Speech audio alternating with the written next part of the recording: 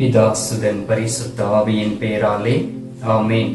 ஆண்டவர் உங்களோடு இருப்பாராக, உமான்மாவோடும் இருப்பாராக. எசையா தீர்க்கதரிசி புத்தகத்தில் இருந்து வாசகம். அதிகாரம் 49, இறை வார்த்தை 15. பால் குடிக்கும் தன் மகவையை தாய் மறப்பாலோ? கரு தாங்கினவள் தன் பிள்ளை மீது இரக்கம் காட்டாதிருப்பாளோ? இவர்கள் மறந்திடினும் நான் உங்களை மறக்கவே மாட்டேன். ஆண்டவர் வழங்கும் அருள்வாக்கு. இறைவா, உமக்கு நன்றி. கிறிஸ்துவுக்குள் பிரியமான என் அன்பு சகோதர சகோதரிகளே, இன்று அதிகாலையிலே நம் ஆண்டவராகிய இயேசு கிறிஸ்து நம்மோடு கூட இருக்கின்றார். நற்கருணை நாதராக பரிசுத்தமான பலிமேடையில் இருக்கின்றார்.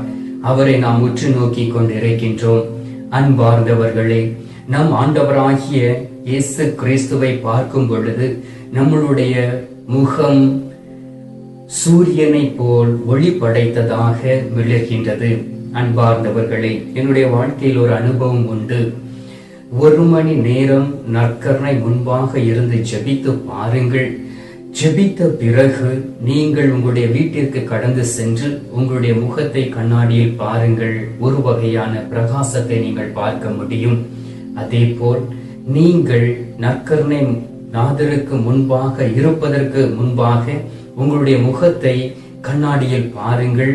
அது அந்த ஒளித்தன்மையை பெறாமல் இருக்கும். அப்படி என்றால் நற்கருணைக்கு முன்பாக இருக்கக்கூடிய வேளையிலே நம்மளுடைய முகம் சூரியனை போல் சந்திரனை போல் அது மிளிரக்கூடிய தன்மையை பெறுகின்றது. பாருங்கள், மோயிசன் ஆண்டவராகிய கடவுளை போய் பார்க்கின்றார். சீனாய் மலையிலே முகமுகமாய் பேசுகின்றார். அவர் அந்த 10 கட்டளையை பெற்றுக்கொண்டு அவர் இறங்கி வரக்கூடிய வேளையிலே அவருடைய முகத்தை மற்றவர்களால் பார்க்க முடியவில்லை. ஏனென்றால் அவருடைய முகம் சூரியனை போல் ஒளிர்ந்தது. அதை பார்த்தவருடைய கண்கள் கூச்சம் அடைந்தது. எனவே கூசிய நேரத்திலே அவர்கள் சொன்னார்கள் அவரை பார்த்து, நீர் உமது முகத்தை மறைத்து கொண்டு வாரும் என்று சொல்லி. எனவே மோயிசன் ஒரு துணியை எடுத்து தன்னுடைய முகத்தை மறைத்து கொண்டு அந்த இடத்தை விட்டு இறங்கி வந்தார். அதே போல் அன்பார்ந்தவர்களே, ஒவ்வொரு நாளும் நற்கருணைக்கு முன்பாக இருந்து நாம் ஜெபிக்கக்கூடிய வேளையிலே நம்மளுடைய முகமும் மிளிர்கின்றது, சூரியனை போல் மிளிர்கின்றது. எனவே ஆண்டவர் இந்த அதிகாலையிலே நம்மை பார்த்து சொல்லுகின்றார், அவர் நமக்கு ஒரு தாயாக இருப்பேன் என்று சொல்லி. தாய் என்றால் ஒவ்வொருடைய வாழ்க்கையிலும் நமக்கு அனுபவம் இருக்கின்றது. நாம் தாயினுடைய அரவணைப்பில் வளர்ந்திருக்கின்றோம். நீங்களும் நானும் தாயினுடைய அரவணைப்பில் வளர்ந்திருக்கின்றோம். அன்பார்ந்தவர்களே, ஒரு தாய் தன்னுடைய பிள்ளையை எவ்வாறு வளர்ப்பாள் என்பதை நீங்களும் பார்த்திருப்பீர்கள். அந்த குழந்தைக்கு பசி எடுத்த உடனே அந்த தாய் துடித்து போவாள். அந்த குழந்தைக்கு உடல் சரியில்லாமல் இருக்கக்கூடிய நேரத்திலே இரவும் பகலும் விழித்திருந்து அந்த குழந்தையை அவர் பார்த்து கொள்வார். அந்த குழந்தைக்கு தேவையான உணவுகளையும் மருந்து மாத்திரைகளையும் கொடுத்து அந்த குழந்தை உடல் சரியாகும் வரை அந்த தாயானவள் தூங்க மாட்டார். அதே போல்தான் நம்மளுடைய கடவுள் நம்மை பார்த்து சொல்லுகின்றார், பால் குடிக்கும் தன் மகவையை தாய் மறந்தாலும் கரு தாங்கினவள் தன் பிள்ளை மீது இரக்கம் காட்டாதிருப்பாளோ? இவர்கள் மறந்திடனும் நான் உன்னை மறக்க மாட்டேன் என்று ஆண்டவர் சொல்லுகின்றார். ஒரு தாய் தன்னுடைய பிள்ளைக்கு பால் கொடுக்கக்கூடிய நேரத்திலே அவள் அந்த பிள்ளையை மறந்து போக மாட்டார். ஏனென்றால் அந்த பிள்ளையினுடைய பசியை அறிந்திருக்கின்றார். அதே போல் கரு தாங்கினவள் 10 மாதம் அந்த குழந்தையை சுமந்து பெற்ற அந்த தாய் தன்னுடைய மகனோ மகளோ பாவத்தில் விழுந்தாலும் சரி, தவறு செய்துவிட்டாலும் சரி, அந்த தாய்க்குரிய பாவனையில் அவர்களை மார்போடு அணைத்து அவர்களை திருத்தக்கூடியவராய் இருக்கின்றார். அதே போல்தான் நம் ஆண்டவராகிய இயேசு கிறிஸ்து இந்த உலகத்தில் வாழ்ந்த பொழுது தவறு செய்தவர்களை, பாவம் செய்தவர்களை தேடி சென்று அவர்களுக்கு பாவ மன்னிப்பு நிச்சயத்தை கொடுத்தார். பாருங்கள், பெரும் பாடுபட்ட ஒரு பாவி அவரை எல்லோரும் கல்லெறிந்து கொள்ள வேண்டும் என்று சொல்லி வருகிறார்கள். அந்த நேரத்திலும் கூட ஆண்டவராகிய இயேசு கிறிஸ்து அந்த சகோதரியை நோக்கி தீர்ப்பிடாதபடி அந்த மக்களை நோக்கி சொன்னார், உங்களில் யார் பாவம் செய்யவில்லையோ அவர்கள் முதலில் இந்த பெண் மீது கல்லெறியட்டும் என்று சொல்லி அவர்களிடம் சொன்னார். அதை கேட்ட உடனே ஒவ்வொருவரும் தன்னுடைய கரங்களில் இருந்த கல்லை எறிந்துவிட்டு அவர்கள் சென்று விட்டார்கள். எனவே எல்லோரும் பாவி என்பதை ஆண்டவராகிய இயேசு கிறிஸ்து சுட்டி காண்பித்தார். எனவே எல்லோர் மீதும் இரக்கம் கொண்டு யாரையும் மறக்காமல் ஒரு தாய்க்குடைய பாவனையில் இன்றும் ஆண்டவராகிய இயேசு கிறிஸ்து நம்மோடு வாழ்ந்து கொண்டு இருக்கின்றார். சீராக் 4வது அதிகாரம் 10வது வார்த்தையில் சொல்லப்பட்டு இருக்கின்றது, தாயை விட அவர் உன் மீது அன்பு கூறுவார். பாருங்கள், தாயானவள் ஒரு மனிதனுக்கு, ஒரு பிள்ளைக்கு என்ன செய்ய முடியும்? அந்த உடல் பூர்வமான ஆசீர்வாதங்களை கொடுக்க முடியும், உடலின் தேவைகளை நிறைவு செய்ய முடியும், அவனுக்கு உண்ண உணவு கொடுக்க முடியும், அவளுக்கு உடுக்க உடை கொடுக்க முடியும். அவர்கள் நோய்வாய்ப்பட்டு இருக்கக்கூடிய நேரத்திலே அவர்களோடு கூட இருந்து அவர்களை பாதுகாத்துக் கொள்ள முடியும். அவர்கள் வளர்ந்த பிறகு நல்ல ஒரு பள்ளிக்கூடத்தில் சேர்க்க முடியும், அவர்களுக்கு நல்ல ஒரு திருமண வாழ்க்கை அமைத்து கொடுக்க முடியும். இவை எல்லாம் இந்த உலகபூர்வமான காரியம். நீங்கள் கூட உங்களுடைய பிள்ளைகளுக்கு செய்திருக்கலாம். ஆனால் ஆண்டவராகிய இயேசு கிறிஸ்து தந்தை கடவுள் நமக்கு தாயாய் இருக்கின்றார். நம்முடைய தாய்க்கு மேலாக இருந்து நம்மை அரவணைத்து வழிநடத்தி கொண்டிருக்கின்றார். அப்படி என்றால் அவர் என்ன செய்கின்றார் தெரியுமா? நம்முடைய ஆத்துமாவை குறித்து அவர் கவலைப்படுகின்றார்.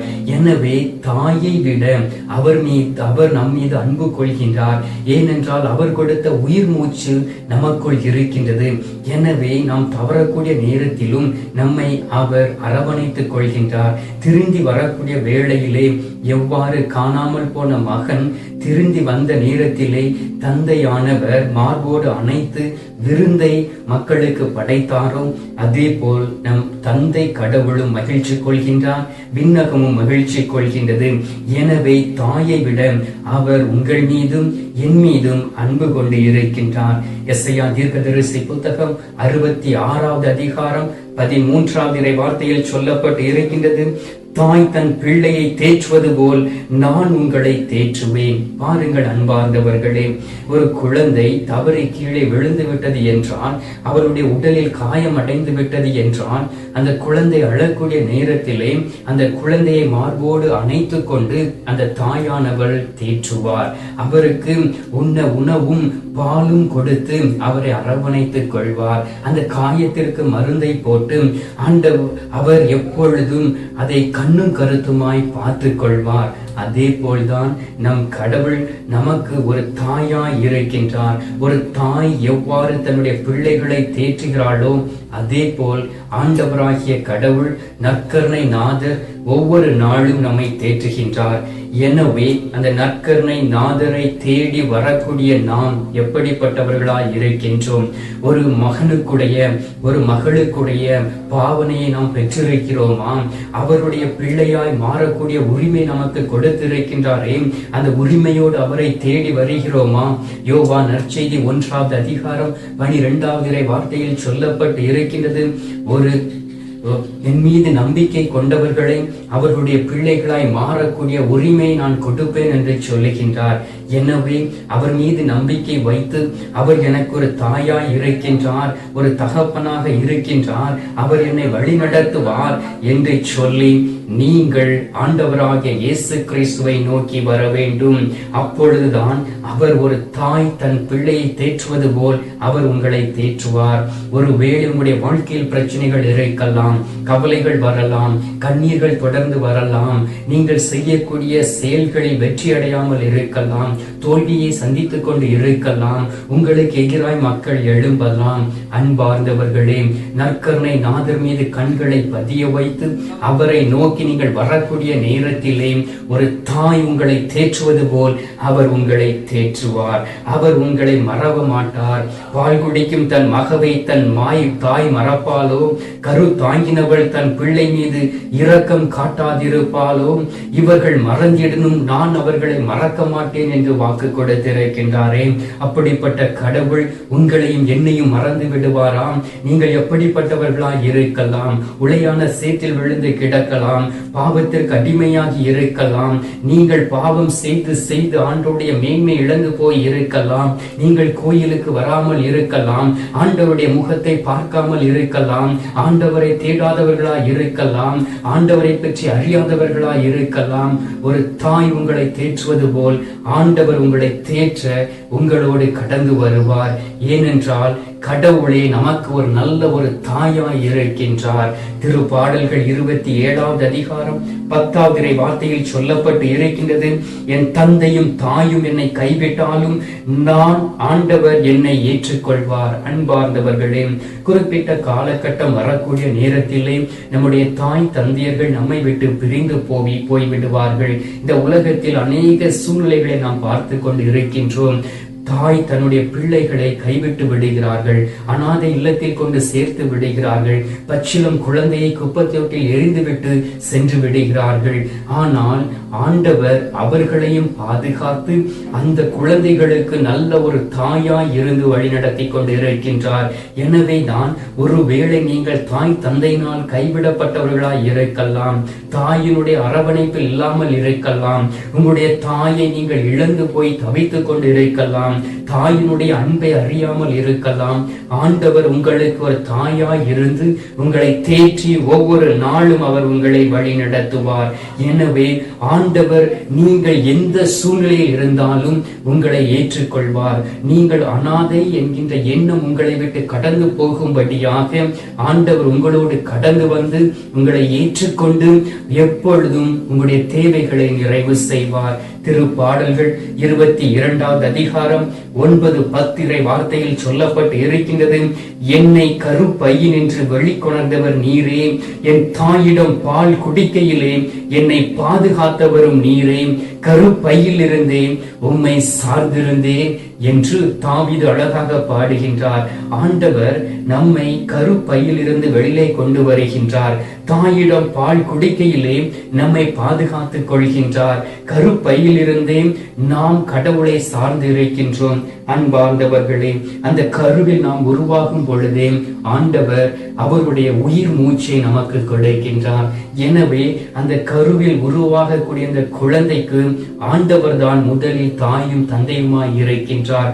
அதன் பிறகுதான் நம்முடைய தாய் நம்மை இந்த உலகத்தில் எப்படி நடக்க வேண்டும் என்று சொல்லி நாம் இந்த உலகத்தை பார்க்க செய்து நமக்கு ஞான அறிவை ஊட்டி வளர்க்கிறார்கள். எனவே அன்பார்ந்தவர்களே, இந்த நாளில் ஆண்டவர் நமக்கு வாக்கு கொடுத்தது போல ஒருவேளை நீங்கள் தாய் தந்தையரை இழந்து போய் இருக்கலாம், தாய் பாசத்தை அறியாதவர்களாய் இருக்கலாம், ஒரு தாய் தேற்றுவது போல் உங்களை யாரும் தேற்றாதவர்களாய் இருக்கலாம், ஒரு தாயினுடைய அரவணைப்பில் இல்லாமல் இருக்கலாம். உங்களுக்கு முதலும் முடிவுமாய் இருக்கக்கூடிய நம் ஆண்டவராகிய இயேசு கிறிஸ்துவே நல்ல ஒரு தாயாய் இருக்கின்றார். எனவே தாயான கடவுளிடம் இந்த நேரத்தில் நாம் ஜெபிப்போம். ஜெபித்து அவர் தரக்கூடிய ஆசீர்வாதத்தை பெற்றுக் கொள்வோம். இந்த நேரத்தில் இன்னொரு இணைந்து நீங்கள் ஜெபிப்பீர்களா? இப்பொழுது நாம் ஜெபிக்கலாம். எங்கள் பரலோக தந்தையே, இயேசு கிறிஸ்துவை தூய நல் ஆவியை தந்தையே, இந்த அருமையான காலை பொழுதிற்காக நன்றி சொல்லி உம்மை துதிக்கிறோம் சுவாமி.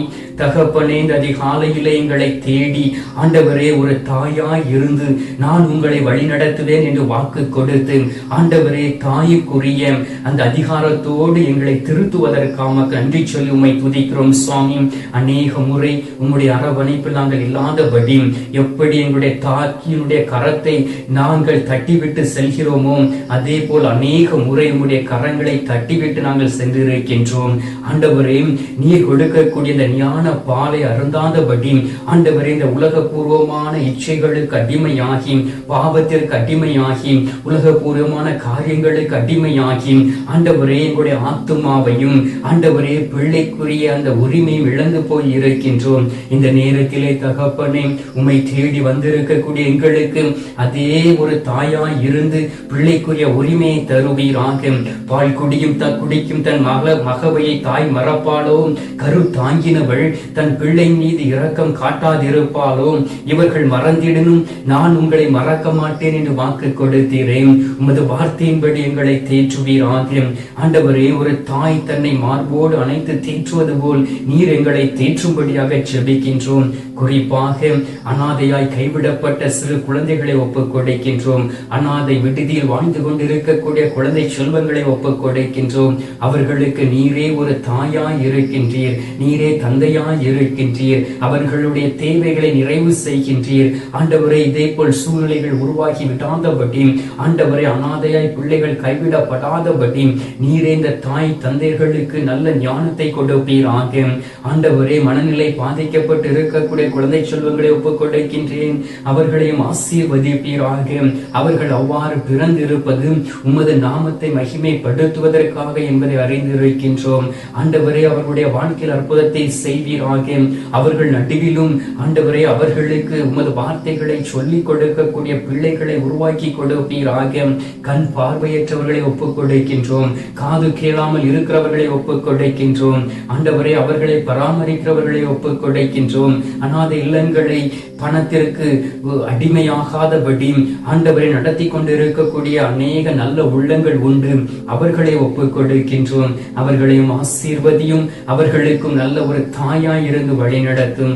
குறிப்பாக இந்த கத்தோலிக்க காணொளியின் வழியாக உமது திருமுகத்தை பார்த்து உம்மை நோக்கி ஜெபித்து கொண்டிருக்கக்கூடிய குடும்பங்களை ஒப்புக் கொடுக்கின்றேன். அநேக முறை தனிமைப்படுத்தப்பட்டு இருக்கின்றேன். அநேக முறை கைவிடப்பட்டு இருக்கின்றேன். எனக்கு ஆறுதல் சொல்ல யாரும் இல்லை, என்னுடைய வார்த்தைகளை கேட்க யாரும் இல்லை என்கின்ற வருத்தத்தோடு உமது திருமுகத்தை பார்த்து ஜெபிக்கக்கூடிய ஒவ்வொரு குடும்பங்களையும் தொடுவீராக. அவர்கள் மீது மனம் இறங்குவீராக. வல்லமையாய் கடந்து வருவீராக. பரிசுத்த ஆவியின் வல்லமையை கொடுப்பீராக. பிள்ளை இல்லாதவர்களுக்கு குழந்தை பேரை கொடுப்பீராக. கற்பத்தின் கனிகளை ஆசீர்வதிப்பீராக. திருமணத்திற்கு தன்னை தயாரித்துக் கொண்டிருக்கக்கூடிய இளம் பெண்களை தொடுவீராக. அவருடைய வாழ்க்கையில் மாற்றத்தை கொடுத்து நல்ல மனவாழ்க்கை அமைத்துக் கொடுப்பீராக. தந்தையே, நீரே எல்லோருக்கும் தாயா இருக்கின்றீர். எங்களுடைய குரலை கேட்க அதிகாலையிலே எங்களை தேடி வந்திருப்பதற்காக ஸ்தோத்திரம். இந்த அதிகாலையிலே எங்களை தேற்றி வைத்ததற்காக ஸ்தோத்திரம், ஸ்தோத்திரம், ஸ்தோத்திரம். மீட்பெரும் இரட்சகருமான இயேசுவின் திருக்கரத்தில் ஒப்புக் கொடுத்து எங்கள் தாய் கன்னிமரியாள் வழியாக ஜெபிக்கின்றோம். எங்கள் நல்ல தந்தையே, ஆமென். பரலோகத்தில் இருக்கிற எங்கள் பிதாவே, உம்முடைய நாமம் அர்ச்சிக்கப்படுவதாக. உம்முடைய ராஜ்யம் வருக. உம்முடைய சித்தம் பரலோகத்தில் செய்யப்படுவது போல பூலோகத்திலும் செய்யப்படுவதாக. எங்கள் அனுதின உணவை எங்களுக்கு என்று அளித்தருளும். எங்களுக்கு தீமை செய்கிறவர்களை நாங்கள் பொறுப்பது போல எங்கள் பாவங்களை பொறுத்தருளும். எங்களை சோதனை விழவிடாதையும் தீமையில் இருந்து எங்களை ரட்சித்தருளும். ஆமென். அருள் நிறைந்த மரியே வாழ்க. கர்த்தர் உடனே பெண்களுக்குள் ஆசீர்வதிக்கப்பட்டவள் நீரே. உம்முடைய திருவயிற்றின் கனியாகிய இயேசுவும் ஆசீர்வதிக்கப்பட்டவரே. அஜிஷ்ட மரியே, சபேசுடைய மாதாவே, பாவிகளா இருக்கிற எங்களுக்காக இப்பொழுதும் எங்கள் மரண நேரத்திலும் வேண்டிக் கொள்ளும். ஆமேன். பிதாவுக்கும் சுதனுக்கும் பரிசுத்த ஆவிக்கும் மகிமை உண்டாவதாக. ஆதியில் இருந்தது போல இப்பொழுதும் எப்பொழுதும் என்றென்றும் இருப்பதாக. ஆமேன். அன்பார்ந்தவர்களே, ஆண்டவர் நம்முடைய ஜெபத்தை கேட்டிருக்கின்றார். அவர் நமக்கு ஒரு நல்ல ஒரு தாயாய் இருக்கின்றார். எனவே பிள்ளைக்குரிய உரிமையோடு தாய் தரக்கூடிய ஆசீர்வாதத்தை பெற்றுக் கொள்வோம்.